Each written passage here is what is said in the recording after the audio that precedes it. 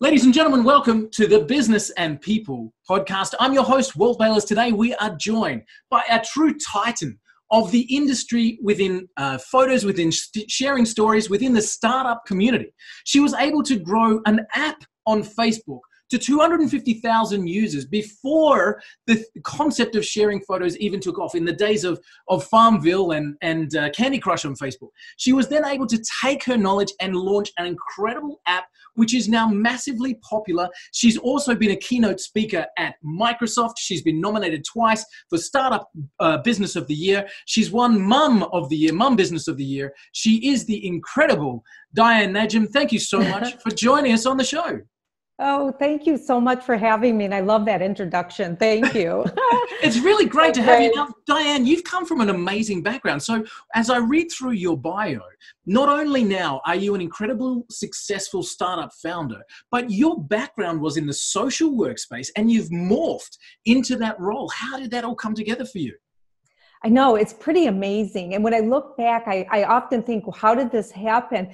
But it makes sense in a lot of ways, because when you work with, as a social worker, you're working with people and you're looking at helping people. And so you look at what are the problems and then you try to solve them. And I think that's what it is with entrepreneurs. And it was purely accidental that I would fall into it. But at the same time, there is a mission. I have a mission to solve problems and I like to work with people. So it made sense. Wow. And as well as I continue with my core value with working for and with women and helping them, and shining the spotlight and focusing on advocating for them as well. So all that I had, with my core value as a social worker continues is in the entrepreneur world. But how it really began was kind of interesting because as a social worker, I worked, but my husband and my family and I all went on vacation. This is how it all started. And we came back home and I uploaded photos to Facebook. And this is when Facebook really just was populating from MySpace. So I said to my husband, I don't like Facebook. There's nothing you can do to create a story. And if you know me, I'm Greek. We like to have family gatherings and friends over, and we like to share photos and we like to tell stories. And that's how it all began. Was I felt like there should be some stories being told on Facebook more than just a post. Wow. So I Talk would about being ahead of the curve. That was, how long ago was it? That 10 or 12 years ago when you were? Yes. Well, in 2010 is when I launched PhotoPad, Wow. Which actually was called Virtual Gestures. We moved it into PhotoPad. It became an all-inclusive suite of tools for people, consumers to use to share stories, celebrations, photo books, animated gestures, everything you see now that Facebook is doing, we had all those tools. Wow. And we even grew it into a game. So the more levels, the more you used it, the more levels you received, and then you would get a reward in the end. Wow. So it was really quite interesting journey when I made the turn. How did you break into the tech space? So you mentioned you're Greek, you love sharing the photos and, looking through photopad.co, I can see some of those storyboards, the beautiful Greek shots and everything like that. It looks incredible. But how did you go from being in that social work environment into a tech startup founder? That's an interesting story too, because that was not intentional. And like I said, I fell right into it. And then it was very difficult in the beginning because, when I first started, it's not like it is today where there's a lot of women around you starting startups, right? And starting their own companies and leading. And I was entered into a situation where I even attended events and I was the only woman at that event. And I remember the first time I entered it, it was rather intimidating, but given, who I am, I'm very resilient and persistent. I continued to attend them and slowly was able to make those relationships I needed. And then I started, then I knew I needed to be surrounded by technology, by mentors and advisors as I moved forward. So I became one of the directors of Founder Institute, which is an accelerator for startups. And I did that for one semester, which was really great, leading the team with a co-founder, a co-director, we both did it, and then graduating them. And then I moved into the mentor advisory role. And so the more and more I indulged myself in the startup world and surrounded myself by people who were smarter than me. I learned and I grew, and I, you know, began to be in that tech world and understood it a lot better, because I just, even though I didn't have the education of business and the background of technology, I learned it. And it was really quite surreal to speak at like the Women Who Code conference at Microsoft, to speak at the Lunch and Learn at Microsoft, to do many things in the world of technology, and in front of women who were engineers and, you know, technology, computer science technologists. It was just amazing and surreal. I said that to them, and I felt very honored that they looked at me as an inspiration and as a leader to them, and that they felt I opened doors for them. So I really felt like I've accomplished a lot.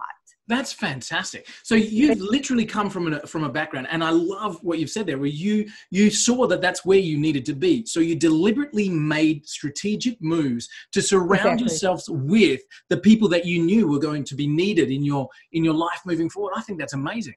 Yes, exactly. And I think it was the training, really working on the streets in Detroit, that probably gave me that training. I didn't realize it, but internally, you have to have no fear if you're going to work in the streets and develop relationships with, you know, the ringleaders of drug abusers and, you know, gangs, I mean, and such. And, you know, that's really testing the metal. It's yes, exactly. So fear is not an issue. And, you know, always, even on the streets, I had to learn, who do I talk to? How do I gain respect? How do you move forward as a social worker and be successful and have a good rapport with your clients and advocate for them the best you can, you know, coming from, and even in that world, not living that environment and not knowing and learning from them on how to navigate it. And I think those skills is what helped me be the leader I am today in the entrepreneur world, and with my company too. But, you know, it's not all great. I mean, of course, I've had a lot of falls and failures, and you move along the way. And I even wrote an article about how being an entrepreneur is like a mistress in your life. It just takes over, right? And you just have so many things you learn from it. And it's so interesting because, you know, I started this in my late 50s. So I felt like you feel like you've grown by then, but you really haven't. You're just getting started. Yes, I've grown so much personally and professionally with my skills, with running a company, with being a leader. So it's been great. Wow, that's so cool. Do you know, I'm thrilled to hear it, Diane, because like I'm coming into my mid-40s right now, and I'm thrilled to hear that. And, you know, in the 50s, I can still start and, you know, get some great traction moving forward. It's never too late. I love that. It's It's never too late to start a startup. In fact, somebody did an article on that. Like, it's never too late to start a startup. It's never too late on anything. It's just what your mindset is. And I think that's another really important thing to have as a startup founder is a good mindset. And like you just said about being strategic about it, and to surround yourself with people you can contact, because no matter how great things are going, this is what I learned from many of the big CEOs that I met with before. That was another strategic, backing up a moment, another strategic thing I did was, as I was starting to build my company, I started meeting with some of the top CEOs, and asking them, how did you start? What did you do? You know, how did you feel? And one of the common thing is to find people, because even at their level, there are days that are dark. There are days that the numbers don't add up, and there are days that they failed, you know, and as you become higher up and lead, you can't go to the water cooler anymore and talk to people and complain, right? So you have to find people that you can trust and have around you, because there are dark days. I mean, and one of my mentors said to me, and I think it's the best advice, and I give it out often, I give it to myself, is that when I'm feeling dark, is look at, the only time you should look back is to look to see how far you've come. And when you do that, you do feel a lot better. Know what I'm saying? Yeah, because so it's true. So true, right? So I think that's one of the best pieces of advice I received from them. And the second one is to find people you can contact during that time, and to know that you're not alone. No matter how great you are, you know, and how successful you are, you still have those days. So yeah, definitely. And you need that group around you. Is it something that you actively chase now, Diane? Do you still actively look for a circle of influence to be involved? Oh, yeah, totally. Every level. It always feels like it's time to move on from the mentors and such, or coaches or whoever I've used, because I've outgrown them in a way, because it's just like me. I'm really great at mentoring young beginning startups, but when they begin to need more help, I usually refer them to the next level of mentors, who run companies or sold companies that can help them. And that's where I'm at. I'm looking now for new advisors, the expertise on scaling and growing bigger, not only going up, but wider, what does it look like, and what should I be looking at? What should I be measuring at this point? I mean, I have ideas, but, and in fact, is changing your business plan, because I was just looking at my business plan from even 3 or 4 years ago. And I'm looking at now how much my company not only has grown, but changed. What you think you wanted in the beginning, it's different now. Yeah, so, definitely. It's like growing up through high school. What you want to do in the grade 8 is so completely different from what you want to do in the end. So I get that completely. And so you're actively looking for those mentors. You are active still with the Startup Foundation as well, and in a mentor's role to people starting in those business circles themselves. And you speak about entrepreneurship and leadership. What is it about those two things specifically that lights the fire within you? Oh my gosh, like everything. I think for entrepreneurship, I love working with new startups because of their energy, of their ideas. It's like growing. It's like, let's do this. Let's get it going. So I just love that. And even in my own company, I still have that passion. Like every day I wake up and, people have told me, you're so ridiculously happy. And it's like, well, yes, of course. Yes. You're doing what you love. Yeah, when you're doing what you love, you jump out of bed. Nothing seems like you want to just go and sleep in, And there's days that I've slept in and I'll complain about that. Like, oh, I woke up at 7 o'clock instead of 5 and I'm late now. And they're like, what? Because I usually am like up and at them and done by 8 with my workout. So it's just finding that routine. And then, being a leader, I just love that. And you never know that you're doing such a great job until you hear people write you or tell you. And I love hearing that because I want to help. I want to, whatever I'm doing, I want people to be successful at what they want to do too. So nice. I want to continue to do that and to continue to inspire people. And I always love hearing that I help them in some sort of way. And, that goes back to that social work role, that deep down inside, it's still there, Yeah, So, and I think that's what entrepreneurship is about. Yeah, I agree. And doing something you love and passionate about. Yeah, definitely.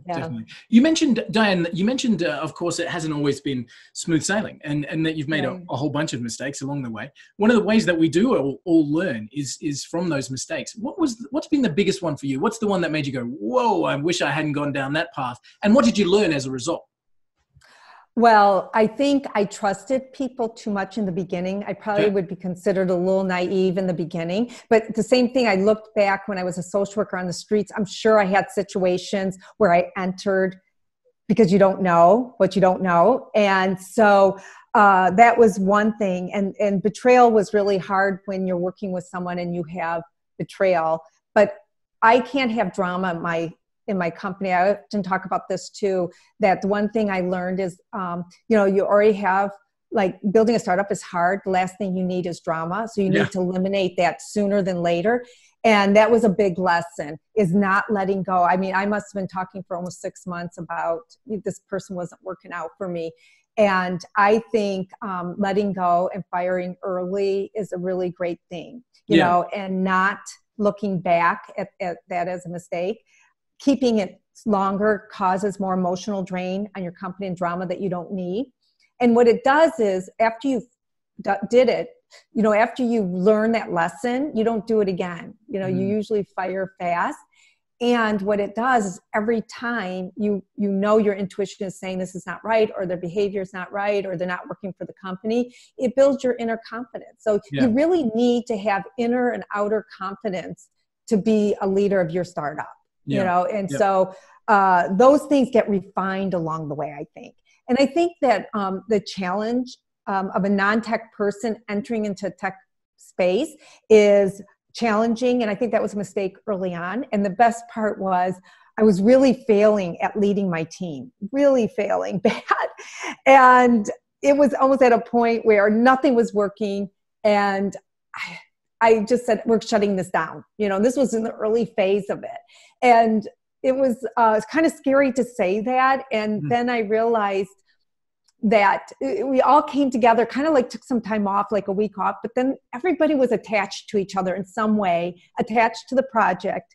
And then we started talking, and I started learning that my style wasn't fitting to a tech person, which makes sense. And I hear that over and over now when I meet with new entrepreneurs and they don't have that experience, is that when you want something tomorrow, you don't tell them the day before. Right. You need to, because with technology, with coding, you can't do it in one day, in 2 hours. You have to look at, okay, what is the task? How long is it going to take? And you do need to be a little bit of a taskmaster, somewhere along the way, because it can take longer. You got to make sure you stay on track. But I have to say, they've been the same team with me this whole time. We're doing great. And that was a big lesson, is really to sit down and talk and bond. It's about the culture of your business that's so important. And I think those are really early challenges I had. And I was, felt like I failed a lot in the beginning, but I'm so glad that we worked through this, Fantastic. And all of it was going on at the same time with the wrong person in the company. And, Yeah. So it's amazing that you felt like you failed, but now you have that inner strength, you were saying, to be able to see that early on and to really to make sure that everybody's aligned. You saying about the company culture, and you would find that as a buzzword in the startup environment. How do you personally make sure that the culture within the company is everybody's bought into it? How do you proactively make sure of that in your workplace? It's just checking in with everybody on what we're doing and making sure everybody's on the same page. And really, everybody is equally involved in the decision making. I mean, of course, as a leader, you make the final decision, but really looking at and giving them the trust that what they're telling me is important, that their role, if they give me a deadline, I have to trust that that's the right deadline. And when you start building that in your culture and you making them part of like leading, you make everybody a leader, they make you better. I don't feel like I built the company. I feel like my tech team built the company, but together we all built it, if that makes sense. Yeah, absolutely. It's really important. And I look forward to having a bigger team. And I keep talking about, like, that's my new fantasy, is like, I can hardly wait to have more people helping and being on the team and building out what we want to build, because where we're going, we're really excited. Is it public that you want to talk about the goals of the company, and you want to talk about that, or is it still a little bit secret and we want to keep a lid on it for a while? Yeah, I have to keep a little bit of a lid, but the one piece I can talk about, because it is in private beta, is about to come out of it, I would say, by the end of June, and that's our software. We are going to be licensing out our software, and we're looking at like enterprise level companies, social media agencies. Fantastic. That may want a editing tool to be put into their system. So that's cool. Pretty excited. And then our next phase, we want, like I mentioned to you, want to polish up and add new features that make us much more competitive. We're in B2, so we are looking for funding so that we can move forward and do some of the things that we want to do. And that's awesome. Some of the things we want to do, I can't talk about right now. Yeah, sure. I'm excited to hear about it. You come back on the show and tell us. Well, you'll know. It'll be so exciting. That'll be great, Leah. Let us know. Yes. So, as you are having a lot of interaction with people in the startup space, what are some of the mistakes that you see they make across the board? What are things that you constantly see people getting started do that you have to take them and guide them and fill that mentor role with? Some of the mistakes they make. Everybody always thinks that their startup idea is the best, that they don't need customer validation. Right. And they think their customer validation of family and friends who love them are the best kind of validation, but it's not. Right. And that is my biggest challenge with getting people. And that's the biggest failure, that people end up closing because they didn't A, get customer validation, or B, they didn't listen to their customers. That is one thing we Guilty. do. I've done it. Yes. Right. Everybody does it when you first open, and then you start but then you have to make that shift and start listening to what they want. Yeah. I remember a company who was in existence for 8 years. I remember them telling the story on Lifeline, and they were just like, I don't understand. Why can't we move forward? And and that was a big lesson for me to listen to. They said that one day they just sat around the conference room and said, let's look at what is it that the customers, don't want about our, I think these are the greatest things. And then somebody said, well, the customers keep complaining they want this. And they made the pivot. And now they're like a unicorn company now, because it's about listening to your customers, And in fact, I remember when I worked with some youth, young girls for the Girlpreneur Startup Weekend, and my team came in first place. And one of the reason why they won was because I made them go out and get customer validation. Wow. And even though they were young, sixth grade to ninth grade, I said, no, you go out in the community and you go to the malls, you go to, your customers, your potential customers, and ask them and get feedback. Wow. And then we had a survey, and then we had a percentage of what they would like to see, and what they'd be willing to pay. So that's really very important in the beginning. From a customer validation point of view, do you have a formal process for that? Or is it simply, contact 10 potential customers and ask them what they think? What's your... Well, I do. I always suggest several things. One is you need to have the right questions for one. So that they're unbiased. Two, you would go out in the community to unknown people and just ask them on the street, Right. And then there's other ways I did things myself. I had focus groups with potentially people that I thought would be in my niche markets. I contacted and met with a number of, even though small, medium businesses were my target, I met with corporate director of marketing to talk to them about my idea. Is this something that you would use? Why or why not? Why is it just for small business? What would it take to get you to use this? What do you use now? You need to know what people are using, especially if you're B2B like I am. What are they using now? What would it take to get them to use your product? And they're the ones that gave me a lot of the ideas, actually, of molding what I was doing, and still do. I still contact them. So customer validation continues. I'm just getting ready to send out another survey, as well as I continue to talk to different higher level companies that wouldn't use my product right now, but getting their feedback.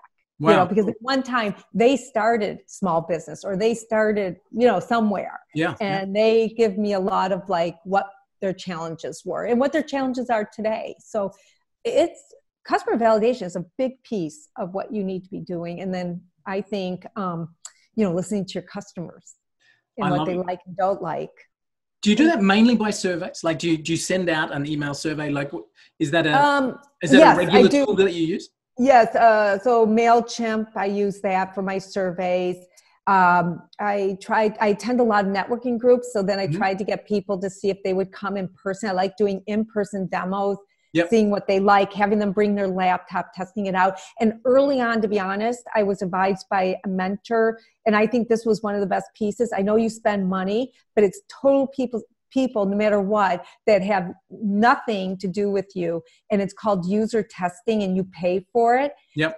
And it's a site. I can't remember the name of it now, but something like user testing. And you hand them your product, give them a login, they test it out, and they just send you everything, what they like and don't like. That's really cool. That one's really good too. Yeah. So I would say really branch out in different directions, because you really need to do that to continue to grow, I think. Yeah, for sure. So Diane, you've picked up the incredible awards along your path. One of them, of course, standing out is the Mum of the Year Business Award. How did you go about juggling a brand new startup and motherhood at the same time? I did back then. Well, I was extremely organized when you have a child, and I would work it was almost like 3 shifts, you wake up early, you take care of things, I always have a ritual, though it's ongoing. I work out, and make sure I get working out in there. And then this all started when he was in preschool. So it was great to work around his schedule, come home, be the mom, put him to bed, work till, you know, 1 or 2 in the morning. And I think that's the only way you can juggle it. But also, you know, this is a really good point for anybody. And that is not allowing yourself not to have time. You know, is really, I heard some the other day talk about how they were just too busy to take care of something and ended up being a medical emergency. Wow. And they were talking about how they failed. And it's like, well, it's a bigger failure and nobody's good at if you're overtired, overworked. And I don't care how much stuff you have to do, even as a social worker. I worked 80, 90 hours a week, some weeks. And other weeks I knew I could balance that, you know, but I tried to balance it. And you should never be too much in a hurry, because that means you're going to make mistakes as a leader. You're going to make mistakes in your company because you're too much in a hurry trying to get too many things done. And I am a solopreneur, and I've been a solopreneur for a long time. When I was building, I was doing a lot of staying up really late, 2 or 3 in the morning, 4 sometimes, getting up at 7, right? That's when I overslept. I didn't like that, but you needed the rest. And I remember mentors saying to me, you're no good if you're not well rested, well balanced, and you need to figure that out. Whatever it is for you, you need to figure it out. And I tell that to startups all the time. You're not a hero overdoing, you know, extending yourself because you're existing not on 2 hours sleep a night. You know, that's nobody's hero, because that's a burnout story. And you know, well, especially if you don't find time after that to balance it. Like sometimes you do have to be, right? Sometimes I do. And then, but other times, then I know when I have to be really busy like that, I'll schedule time for myself, schedule my days off, schedule my vacation, just like at work. You know, when you were working for somebody, you had time off, you had breaks during the day, you had lunch hours, and there's a reason for all that. Did you grow into that, Diane? Because I know that a lot of entrepreneurs feel guilty when they sleep. And I've heard this said from so many entrepreneurs. I feel guilty because there's so much to do. Did you always have the ability to compartmentalize and say, okay, this is me recharging and resting, or have you grown into that as you've matured in the business? For me, I've always been like that because, you know, as a social worker, you're working a lot of hours. Sure. But you need to be, you need to have that like time. Like I said, they're like, okay, I need to take my week off. I need to take my 3-day long weekend. You know, I have the guilt, but I still make sure that I'm on schedule, that I take the time off, take time for myself. Definitely. Nice. Yeah. But I know it's harder for other people, and guilt plays no matter if you're organized or not. I don't know how to tell people not to feel guilty, but it's important not to burn yourself out, because then that's a huge failure. Yeah. Yeah. And it's a long road to come back on, and your company is hard enough as it is, right? It's going to be a really tough road if you haven't got all the energy that you need to keep pushing that forward. I completely agree. So Diane, can I ask you, I'm really fascinated by this little next section, especially with yourself. Quite often we do a 60-second challenge with our guests, and I'm fascinated by your answer here. So the premise of the 60-second challenge is you catch up with a friend that you haven't seen for a long time, and they have, kept in touch with you. They've seen what you've been doing, but you just haven't had an interaction with them for a long time. They sit down with you for a coffee and they say to you, Diane, I'm just about to go out on my own. I've been an employee for the last 20 years, and I've finally got the courage and the drive and everything. I want to go out on my own. I'm going to do it. I'm going to start my own business. What's the advice you're going to give to that person in the next 60 seconds? Well, there's a couple things. Definitely what I learned is, first off, go for it. And of course, we talked about the customer validation, but also know that it takes longer than you expect it to take, and to have the financial resources more than what you expect, because it takes longer to get funding than you realize it will get, and to just surround yourself with the right people to help you grow it. When you don't have those things and understand that, I see a lot of failure, Right. Yeah. And that's where the sense. But I never discourage anybody from not starting their company, because whatever the idea is, if it doesn't even relate to me, it's their passion. And I always say, well, do these things and we can meet again. I want to hear what your feedback is, Nice. you know? Yeah. So that's what I would tell people. I love it. Two things.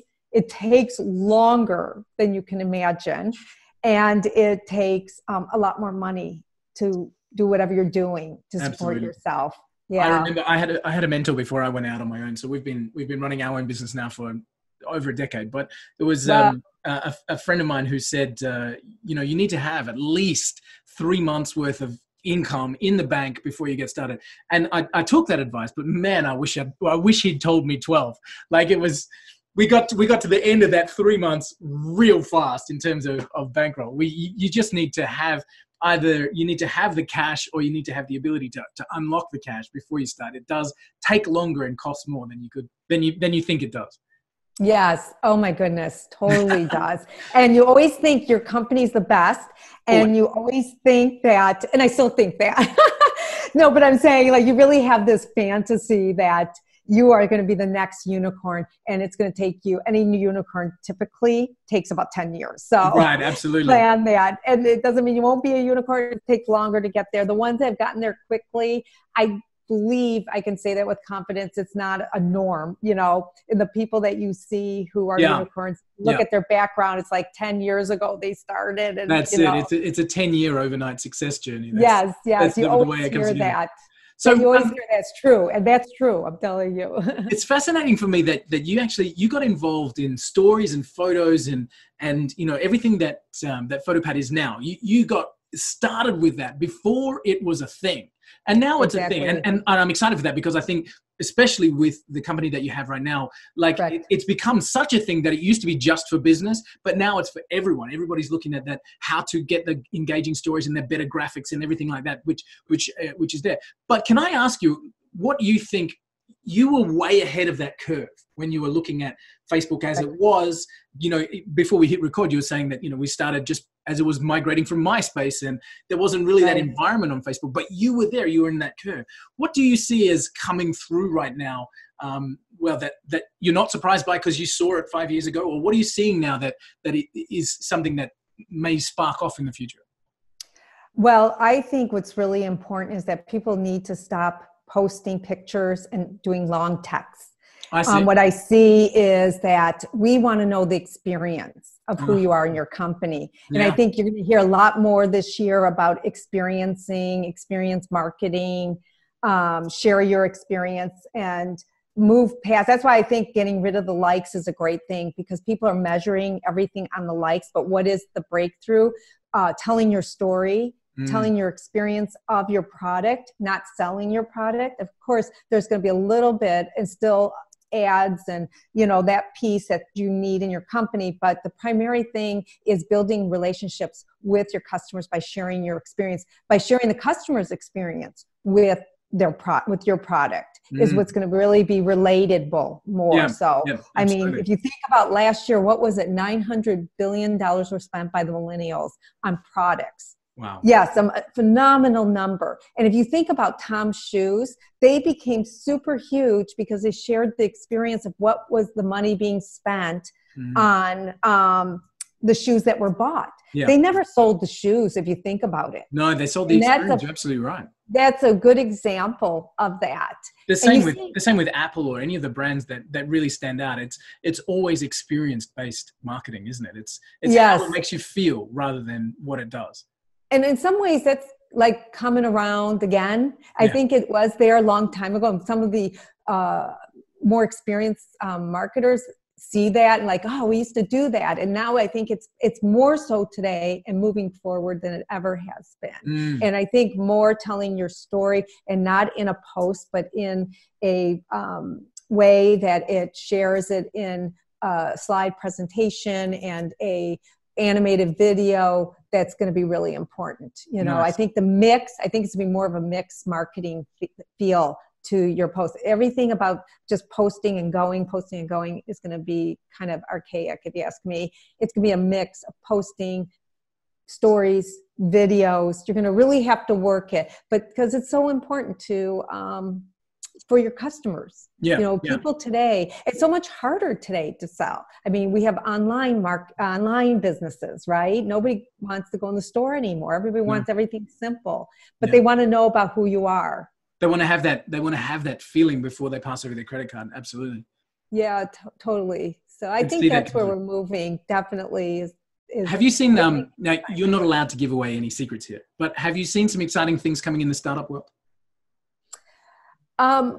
Yeah, well, you know, there is a lot going on in the startup world, which I love seeing, and that is around a lot of the ed tech, fintech, around medicine, health tech. Yeah, I'm amazed at how much that has grown since I even first started. You know, people helping with ways to monitor your own health. Apps that are out there now that really, and I think those are really the exciting some big changes coming through. Coming through. As well. I've seen a lot in the energy tech space, and a lot to do with tying that back in from an environmental perspective. So looking at that's a shift through as well, being able to tie those two things together, which is going to be an exciting period coming forward as well. Diane, thank you so much for the chance just to hear your story of getting started. I think it's absolutely terrific. And some of the early struggles and some of the balancing acts that you've had to do. I love the idea of how you create and build that culture and really curate the people that are around you so that you can design the next chapter based on the influences that you're having coming through. I think that's absolutely brilliant. And I love what you're putting out there in terms of leadership and entrepreneurship, and especially, you know, talking about women in business and women in tech, making sure, as a father to 2 daughters, I'm so happy to see that coming through, especially a father to 2 daughters in the software space, which I am. It's great for me to see that those roles are opening up, and not only that, they're being encouraged and really being driven down that path. And I thank you for that. Please do come back on and tell us about some of the cool stuff that you've got. Once you can take the lid off that, that'd be great. That'd be great. And it'll be awesome. So if anybody wants to keep in touch with you, obviously they can jump over to photopad.co. They can start to really engage with their own stories using some of the tech that you've built. They can really get their stories from a branding perspective into their social media. There's a lot of exciting stuff happening in that space that you were mentioning as well. So that's photopad.co. And of course, they can catch up with you on LinkedIn. They can follow along with some of the things that you're talking about there as well. Diane, thank you so much for your time. I've loved having you on the show, and I so look forward to having you back. Thank you so much for having me. This was a very fun conversation. Thank you. Awesome. Thanks, Diane. Okay, thanks.